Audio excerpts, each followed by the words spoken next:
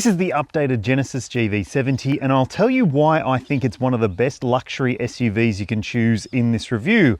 I'll also go over the ownership benefits that you get if you choose one of these vehicles, the pricing and specs, the best alternatives to it, and everything else you need to know. So stick around. If you've already subscribed, thanks very much. If you haven't, please do. It doesn't cost a cent and it helps a lot. So thanks for watching, and let's get to it.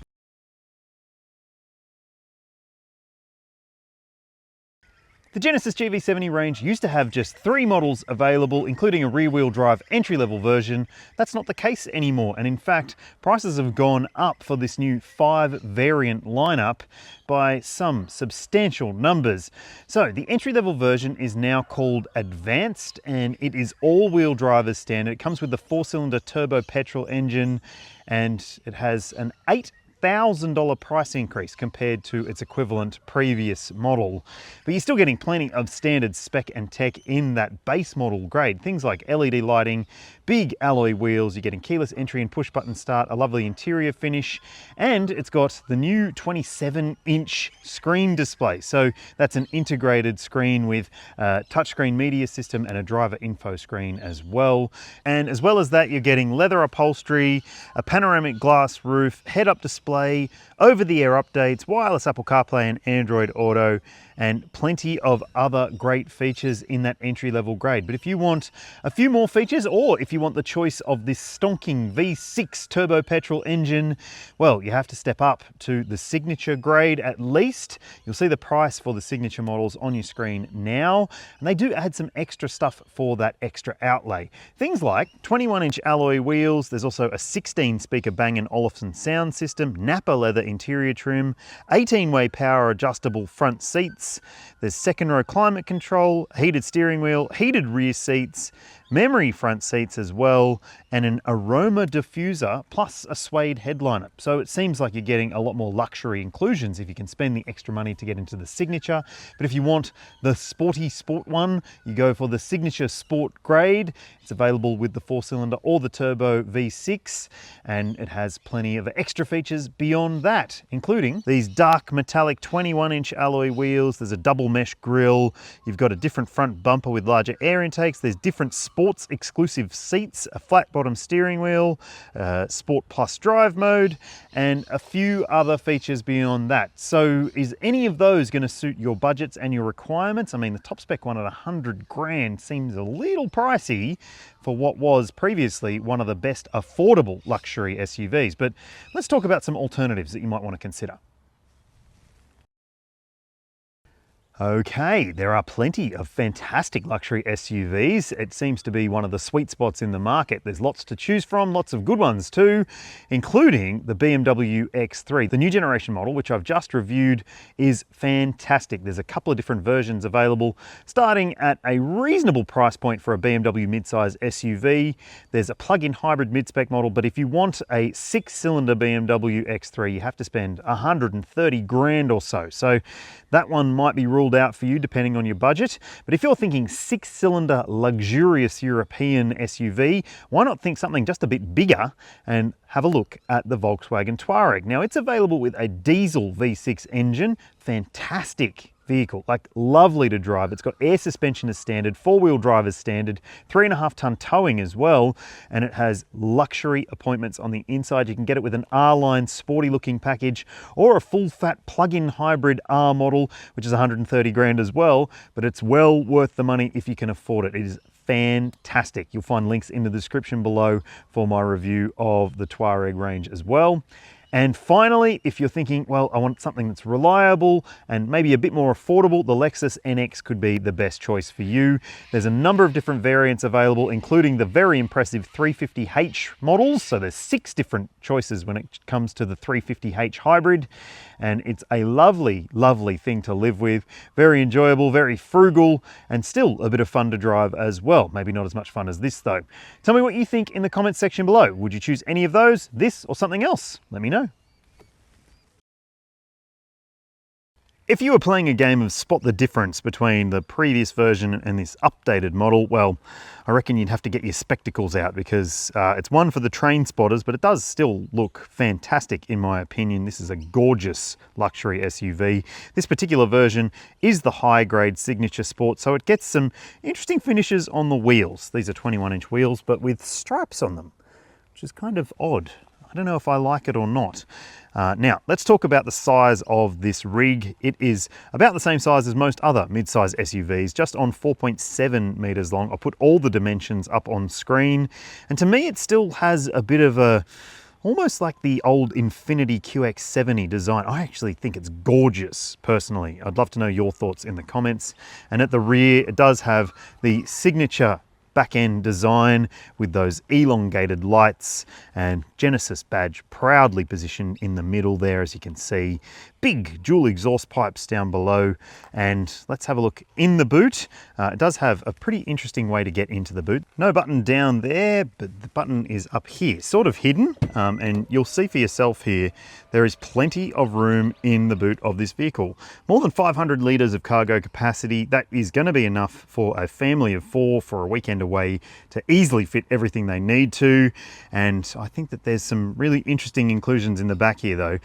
This is a tyre repair kit bag, and that is a first aid kit. They are going to be in the way, I'm going to tell you that right now, because they have been for me. You've got lights over here, shopping bag hooks there, remote releases for those back seats if you need to drop things down. You've got a 12-volt port, another light, and a cargo hook there. And this car has a nice mat in the back of it to stop you from ruining the carpet underneath. But let's have a look underneath and see what we're working with. Well, you've got a spot for your cargo cover if you want to use it, and there's a spot for a spare, but no spare. Yeah, so that's maybe a bit of a concern. Your jack is under there. You've got a cargo net system as well if you want to use it.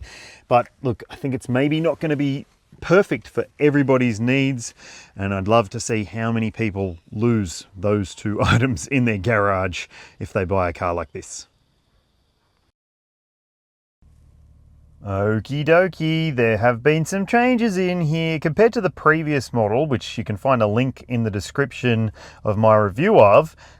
This has seen a significant adjustment, and it is this big 27-inch screen that runs between these two parts of the dashboard. And obviously one part of it is your driver info display, and it has quite a rich mix of info available to you. If you want to cycle through different designs on screen, you can, and it is a very, very cool piece of technology. You can use the controls on the steering wheel to do that, and I actually think it's a real game changer in terms of the interior feel of this vehicle. The last one felt a little bit old school, but this one does have the wow factor now. Now, also, as part of it, you've got this touchscreen media system, which again is very similar to the previous one in terms of the menu structure, but it does have a lot of menus available to you and plenty of configurability to this vehicle as well. You will need to learn this screen. It is a busy one, but that's like most modern cars these days. There's plenty of technology on show in this screen, and I think that it does have, well, a decent usability to it, provided you can spend some time getting to know it. So you've got sat-nav, obviously, you've got your smartphone mirroring, there's Apple CarPlay and Android Auto wirelessly. For some reason, it's just disconnected my phone. It's still here, the car's on and my phone's here, but it's disconnected it. I haven't had that issue previously, but that's annoying.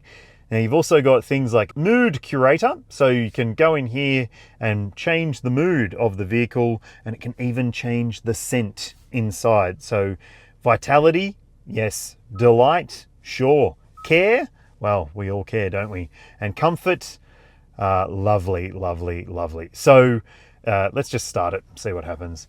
You get some atmospheric music. The screen has this lovely display show up. And my butt is getting massaged too, which is nice. But yeah, ambient lighting changes around the car. That's enough of that. It's just pumping a little bit of scent through the vents as well, and that is something that makes this feel a little bit different to other models that you might be considering. There's a valet mode if you're worried about someone thrashing it while you've got the car at parking, and there's other menu controls available to you. It is, like I said, something that you need to spend a bit of time getting to know because there's a lot to it. In the settings section, again, menus upon menus upon menus. But I do like the way that you have specific tiles to help you figure out where you should be, and if you struggle to find what you're looking for, you can just search for it on the top of the screen there. So look, I won't go much deeper than that, but it's good to know that this screen does have a decent amount of technology. Still, thankfully, there is a control section down here with buttons and dials, so thumbs up for that, and you can quickly jump between things if you want to. Volume there, tuning there, and down below you've got a touch screen here, which I don't think it necessarily needs to be a touch screen, but it is. You've got dials for your climate as well, and yes, you can add your diffuser there. You've also got your steering wheel heating, your seat cooling and heating controls. So all of that is lovely, and more loveliness, well, sort of, is down here. I don't know why you would put two rotary dials next to each other. I constantly, like every single time I get in this car, I go to shift gears there, but that's actually the controller for the screen. So yes, I wish that wasn't how it is, but that's just how it is. Up here you do have a couple of other buttons to shortcut on the screen. You've got a camera view button. If you just want to press the camera view there, you can get the car up and see what's going on around it if you want to. So that is neat and helpful and friendly. And down below here, you can also adjust your drive modes. So if you want to, you can change it between Eco, Comfort, Sport, and you get Sport Plus in this high spec model as well. So that's good to note.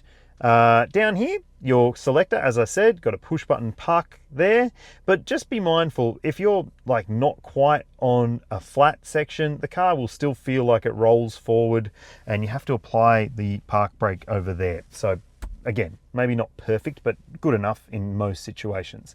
Here, cup holders. Here, wireless phone charger. In there, there's a UV light system, so you can actually put your phone in there and it'll do a cleanse on it for you. USB ports as well, 12 volt. And over here, you've got a glove box and decent door storage. And these seats, well, they are sumptuous, comfortable, adjustable, lovely, and enjoyable. And the orange stitching, look, might not be to everyone's taste, but I'm sure you can choose a different color if you don't like it. The orange stitching up there, yeah, again, not to all tastes, and it's here too. And I actually think that this is a really positive and likable cabin. It's got the amenities you would expect. You've got flip down visors with mirrors, and they're illuminated as well. They are big mirrors. I can see a lot of myself. Yuck. And over here, you've got a sunglasses holder and a auto dimming rear view mirror. Your SOS call button is up there if you ever find yourself in trouble, and you've got a lights button up there for your doors, or if you just want to turn the lights on like so. All of that pretty usable. You've also got this big panoramic glass roof, which I've kept closed at the moment, but let's open it up and see what we're working with. So it's one of those ones that also has an opening section, which is great. And look at that, the light is streaming in on this lovely morning. Okay, let's jump into the second row and see what the space is like. Alrighty, this seat is set for my driving position. I'm 6 foot tall and I have knee room, leg room, foot room, and headroom as well. Actually, it's pretty spacious in this mid-sized SUV. More spacious than some rivals, I would say. I would say it gives the X3 a run for its money in terms of backseat space. Good amenities too. So you've got overhead handles here. You've got little hooks for your coat. There's lights up in the sides, which I love. And you've also got, in this high-grade version, these lovely blinds to block out the light if you want to. Again, you've got the ambient light in the back, the orange stitching and the orange seat belts, which my daughter loved, but yeah, I question her taste. Now you've also got these pull-out map pockets, which are a meshy one. Here you will find that you've got a climate control system, including outboard seat heating in this grade, which is pretty neat. And yes, you can adjust the temperature if you want to. It's single zone. And of course, you've got directional vents there as well, which is pretty nice. Down there, you'll find some USB-C ports, a massive, massive, massive transmission tunnel intrusion for this car though. So 3 across will not be comfortable for whoever's in the middle, but 2 across will be fine. And on the sides, as you'll see, you've got ISOFIX points and 3 top tethers as well. And here, there's a flip down armrest with cup holders too. So all of it is pretty bloody lovely, pretty spacious, pretty enjoyable, and the quality of the materials and the comfort is excellent. Nice one. The powertrains are unchanged for this updated version of the GV70. So that means the 2.5 litre petrol engine still has a strong amount of power and torque, 224 kilowatts, 422 Newton meters, 8-speed automatic, and all-wheel drive as standard. And then if you choose one of the V6 models, well, you're getting a lot more grunt.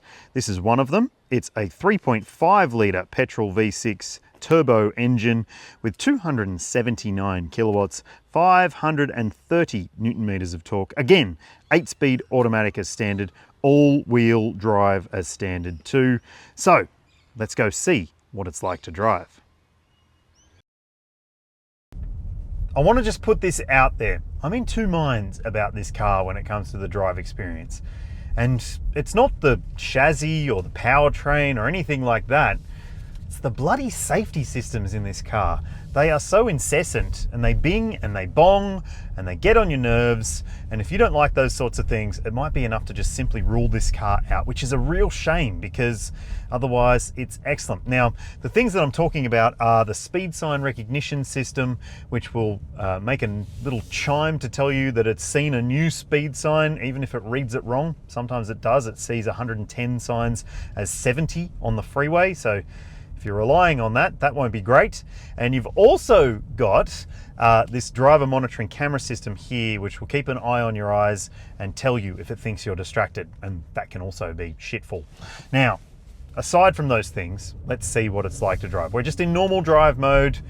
This V6 turbo petrol engine, it is lovely. It's superb, in fact. It offers immense grunt, and it's refined, and it offers just the most lovable power available, and it just has this fantastic drivability to it. You put your foot down and far out, you find the horizon quickly. It is really, really fast. And this 8-speed automatic is also pretty smart in terms of the way that it behaves, and it has good logic and, well, livability on the daily for this powertrain. Yep, bloody nails it. It is really quite good. There's a little bit of lag at times to contend with, and the throttle can be a bit doughy in some of the normal drive modes, but we'll put it in sport mode in a sec, and I'll tell you about what changes when that happens. And then there's also the considerations for the driving more generally. It is lovely. It's not like the softest feeling SUV, but it's not the hardest. It has this nice balance between comfort and control in daily driving. In terms of the suspension, I am really, really impressed with it. Like, we'll go over a bumpy street in this area right now to see what it's like in the sharper, lumpy lumps, but I've been pretty impressed with it over my week of testing, including the usual stuff that you might do. And 21-inch wheels with low profile tires, and it just has this sort of deft driving character to it. It takes everything in its stride. It never feels clumsy or clunky. And I think it's got a beautiful balance in terms of the suspension, but also the steering. It's light but accurate and still feels like you're getting some kind of feedback to the driver's hands, which is a bonus in my mind. But yeah, let's see what this signature sport model is like in a signature sports situation. Some corners up here that I want to check out. So push it down to Sport Plus. That does disable the traction control to a degree, so it might not be for everyone, but let's see here. Yep. More steering, whoa, more steering weight. Flippity jip, that is quick. It really gathers pace quickly in this mode, and it's super, super fast.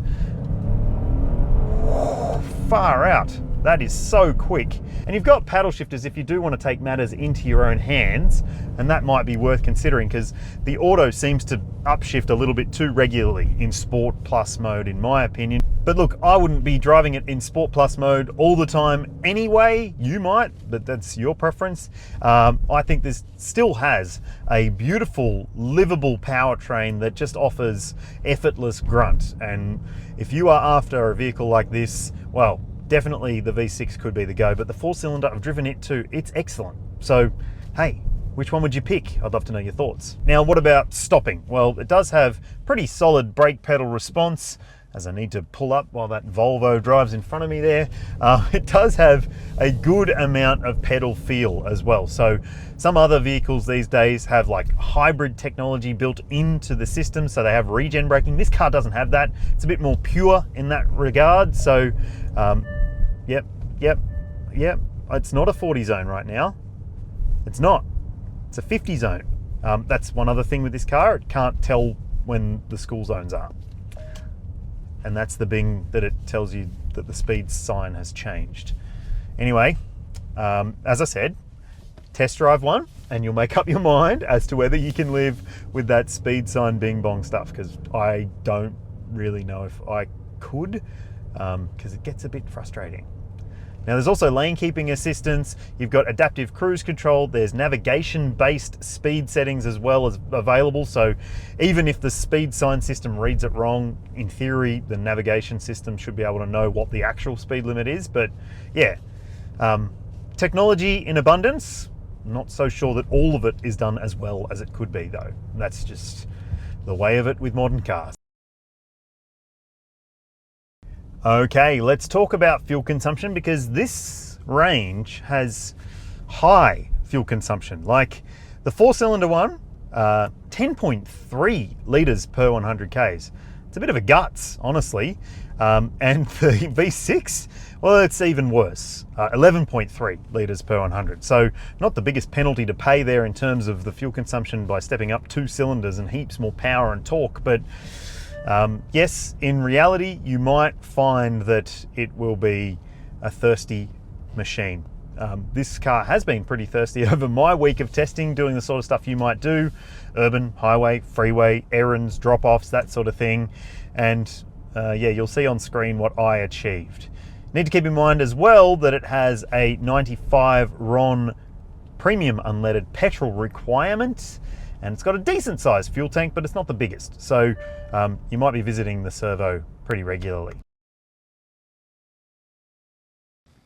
The Genesis GV70 has a 5-star ANCAP safety rating from a couple of years ago, but it only applies to the 4-cylinder models. The V6 models haven't been tested, and I guess that rating doesn't apply, but I don't know if that really matters or not. This car has plenty of safety technology and equipment, things like autonomous emergency braking with pedestrian, cyclist and junction detection. You've got advanced cruise control with lane keeping assistance. There's blind spot monitoring, rear cross traffic alert, a blind spot view monitor as well. There's a surround view camera system and plenty of other fantastic features too. But some of the features are a bit annoying. Now, what about airbag coverage? Well, there's 8. There's dual front, front side, a driver's knee airbag, a front center airbag, and curtain coverage as well. Pretty good, but some annoying stuff. Genesis offers a 5-year unlimited kilometre warranty, which is on par with the other luxury brands in the market. And there's also 5 years of free servicing. But keep this in mind, because previously, if you bought a Genesis, the service intervals were every 12 months and 15,000 kilometres. But with this updated model, they've pulled those intervals down a little bit. So it's every 12 months and 10,000 Ks for your servicing. But remember, you get the first 5 years and 50,000 Ks of servicing for free. Free is good, in my opinion. You also get 5 years of roadside assistance included with this vehicle too. So from the ownership perspective, apart from maybe it being a little bit needy when it comes to the maintenance, it seems pretty promising. And on top of that, there's also 5 years of connected services included. So you can do things like connect up to the car with an app and even keep an eye on your car's surround view camera system from your phone. Pretty neat. If you don't want to be like everyone else, the Genesis GV70 could be the best choice you could make if you're looking for a luxury SUV. It does things differently, some things it does annoyingly, but honestly, it's a great option if you are looking for something that's sporty and has plenty of presence and luxury appointments. Would you choose a Genesis though? I'd love to know your thoughts. Please have your say in the comments, and if you haven't already, please subscribe and ring the bell to keep up to date with all of my reviews. And thanks for watching. Bye.